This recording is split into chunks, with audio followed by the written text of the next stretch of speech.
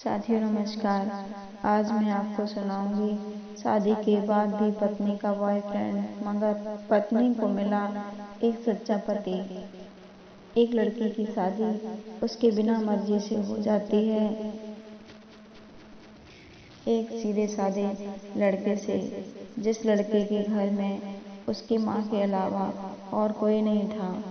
दहेज में लड़के को बहुत सारा सामान और पैसा मिला था, लेकिन लड़की किसी और लड़के से प्यार करती थी। अब लड़की की शादी बिना मर्जी के हो ही गई थी और अब वह अपने ससुराल आ ही गई थी। तभी सुहाग रात के वक्त लड़का दूध लेकर उसके कमरे में आता है और उस लड़की यानी अपनी पत्नी के पास बैठ जाता है। तभी उसकी पत्नी अपने पति से कहती है, क्या तुम मुझे अकेला छोड़ सकते हो? उसकी ये बात सुनकर उसका पति बहुत ही दुखी होता है, लेकिन फिर भी वो खुशी खुशी से कहता है, नहीं तुम आराम करो, मैं तो सिर्फ तुम्हारे लिए दूध लेकर आया था। यह कहकर उसका पति कमरे से बाहर आ जाता है।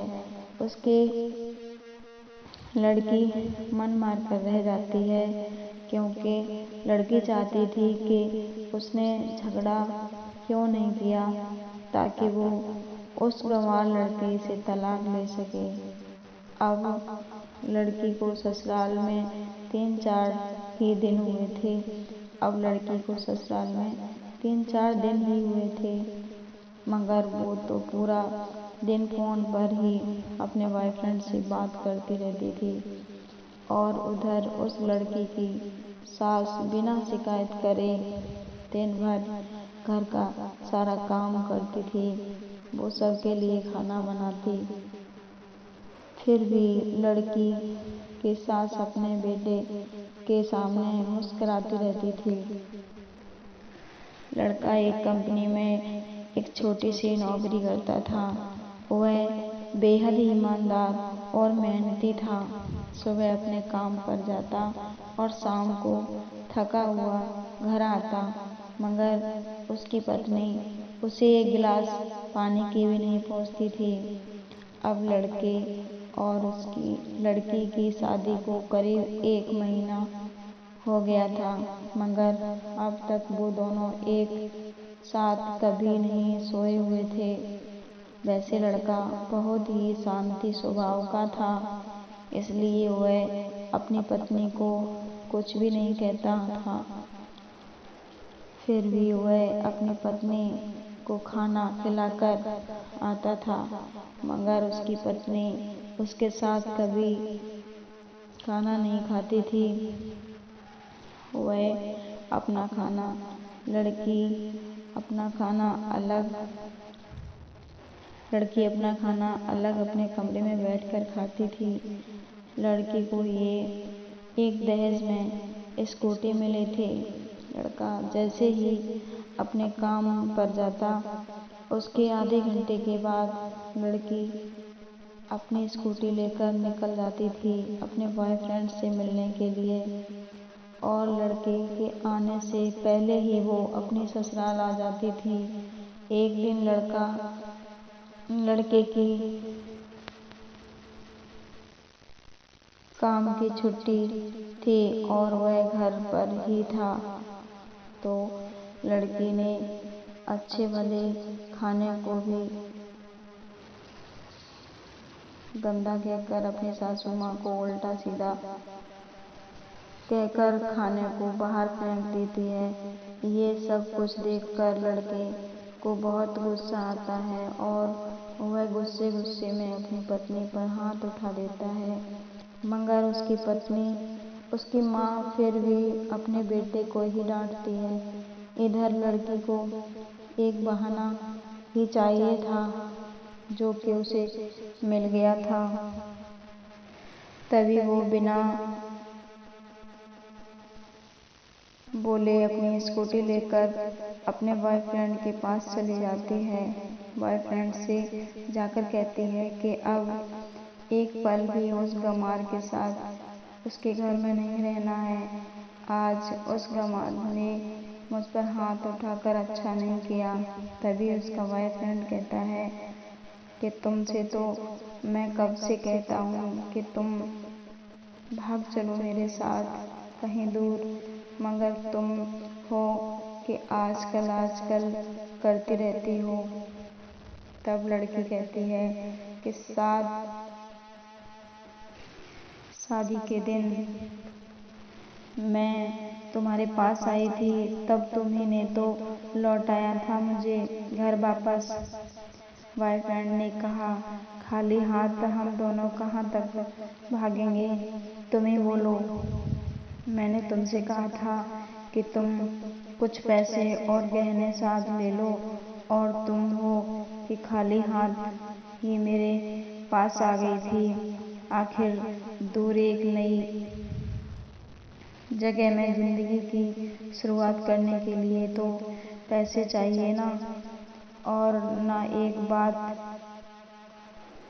कि जब भी मैं तुम्हारे पास आता हूँ और तुम्हें छूना चाहता हूँ, तभी तुम्हारे नखरे हो जाते हैं और बस यही कहती रहती हो कि ये प्रेम प्यार शादी के बाद ही होगा। तभी लड़की गुस्सा होकर कहती है, हाँ, शादी के बाद ही अच्छा लगता है ये सब, और मैं तुम्हारी ही तो हूँ, और मैं शादी करके भी आज भी एक कुंवारी लड़की ही हूँ, और शादी करके भी आज तक उस गंवार के साथ एक रात भी नहीं सोई हुई हूँ मैं, क्योंकि मैंने तुमसे ही सच्चा प्यार किया है। और अब मैं चाहती हूँ तुम मुझसे शादी करके मेरी मांग में अपने हाथों से सिंदूर भर दो, फिर मैं पूरी ही हो जाऊंगी, और फिर तुम मुझे अपनी मर्जी से दिन रात प्यार कर सकते हो। तब उसका बॉयफ्रेंड कहता है, तो ठीक है, मैं तुमसे शादी कर लूँगा, मगर तुम कम से कम 5 लाख रुपए का कल तक इंतजाम कर लेना। मैं तुम्हें एक होटल का पता दे रहा हूँ, तुम उसे होटल में रात 10 बजे तक आप आ जाना। तब लड़की कहती है कि उस गंवार के पास कहाँ होगा पैसा, कि मेरे पापा ने उस गंवार को तो दहेज में 3-4 लाख रुपए और गहने दिए थे। गहने तो मेरे पास हैं, मगर सारे पैसे उस गंवार ने अलमारी में लॉक कर रखे हैं। मगर मैं जैसे तैसे अलमारी की चाबी लेकर सारे पैसे निकाल कर तुम्हारे पास हमेशा के लिए आ जाऊंगी। ये कहकर वो लड़की अपने ससुराल पहुंचती है। लड़की ससुराल पहुंचकर अपने पति और सास से लड़ाई करती है, और वो उन पर खूब चिल्लाती है। अफसोस ये है कि वे अकेले ही चिल्लाती है। उसका पति और उसकी सास बिल्कुल शांत रहते हैं। तभी लड़की अपने कमरे में चली जाती है, और अचानक उसके बॉयफ्रेंड का फ़ोन पर मैसेज आता है कि कब आ रही हो पैसे लेकर। लड़की मैसेज का जवाब देती है, सब्र करो, मैं वक्त पर आ जाऊंगी। तभी उसका पति दरवाज़ा खटखटाता है और अपनी पत्नी से कहता है कि खाना खा लो। तभी पत्नी कहती है कि मैं खाना तभी खाऊंगी, पहले मुझे इस अलमारी की चाबी दे दो। पति दरवाजे के नीचे से चाबी देकर कहता है, ये लो चाबी, और तुम अपना काम करके खाना खा लेना, क्योंकि अभी तक मैंने और माँ ने भी खाना नहीं खाया है। माँ ने कहा है कि हम आज सब लोग साथ में बैठकर खाना खाएंगे। लड़की कहती है कि माँ और तुम खाना खा लो, मैं बाहर से खाना खा के आई हूँ। ये सुनकर लड़का चला जाता है। तभी लड़की जल्दी से चाबी उठाकर अलमारी खोलती है और अलमारी खोलकर वो उसमें क्या देखती है कि उसमें दहेज के पूरे 3-4 लाख रुपए और सारे गहने तो रखे ही थे, बल्कि उसमें एक शायरी भी रखी हुई थी। जब वो उसे खोलकर पढ़ती है तो उसमें लिखा था, प्रिय पत्नी, मुझे तुम्हारे पिताजी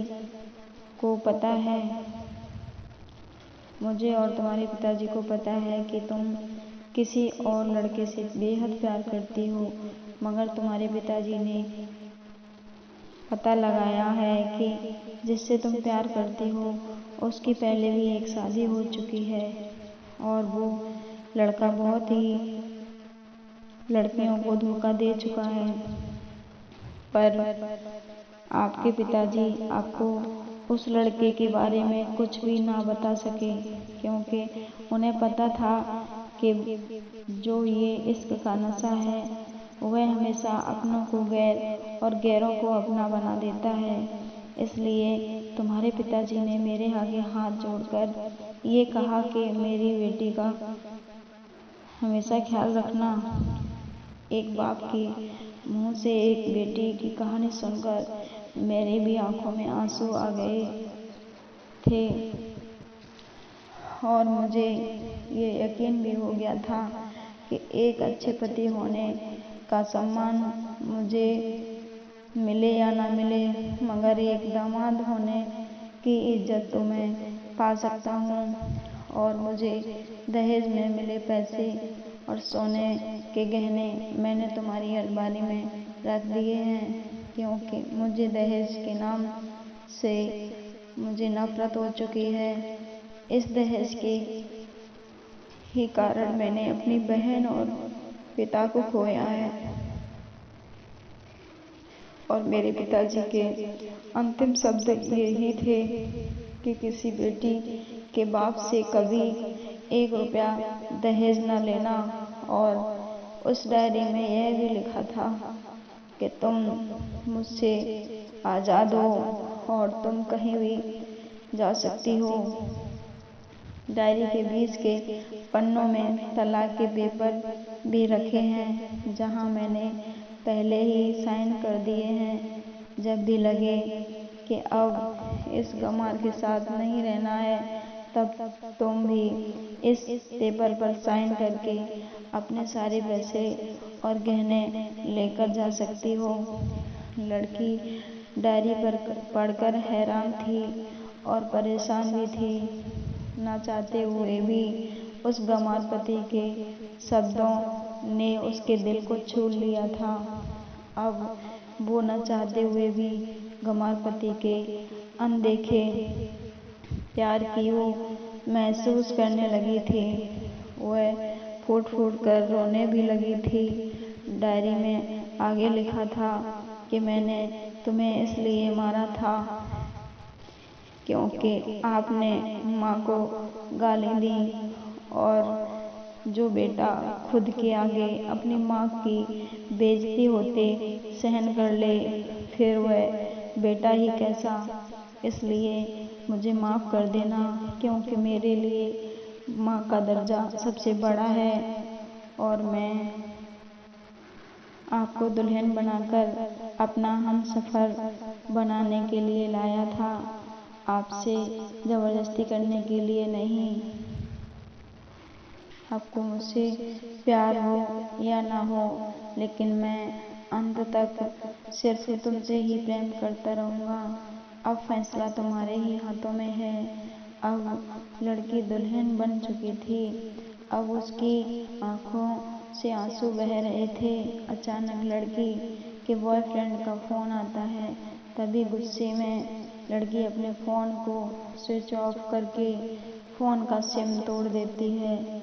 अब उसे समझ आ गया था कि जिससे वो बेहद प्यार करती है उसे तो सिर्फ पैसा ही चाहिए था, और मुझसे सच्चा प्यार करने वाला तो मेरा पति ही है, जिससे सिर्फ मेरे पापा, जिसने सिर्फ मेरे पापा जी की इज्जत रखने के लिए ही मुझसे शादी कर ली और उसे मेरा एक बॉयफ्रेंड है पता होने पर भी मुझसे इतना प्यार किया। मैं अपने पति का प्यार क्यों नहीं समझ पाई। ये सोचकर वह रोती रही। फिर उसने रोते हुए अलमारी का सामान जैसा था वैसा ही रख दिया और न जाने कब सो गई। अगले दिन उसकी पत्नी सुबह देर से जागी। तब तक उसका पति ऑफिस जा चुका था। तभी पहले उसने नहा धोकर उसने साड़ी पहनी, फिर लंबा सा उसने अपनी मांग में सिंदूर लगाया, जबकि पहले एक बिंदी जैसी साइड पर सिंदूर लगा दी थी ताकि कोई लड़का ध्यान न दे और किसी को ये पता न चले कि वो एक शादीशुदा है। मगर आज तो बहुत दूर से दिखता है कि ऐसी लंबी और गाढ़ी ही लगाई थी।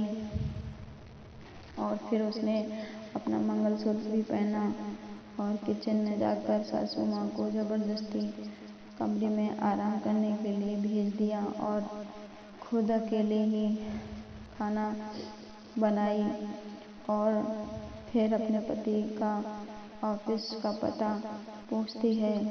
उसका पति उसको ऑफिस का पता बताता है और सोचता है कि कहीं उसकी पत्नी ने तलाक देने का फैसला तो नहीं ले लिया है।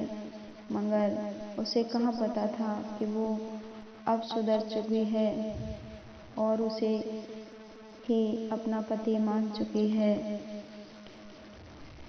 इतने में ही उसकी पत्नी ने सबसे पहले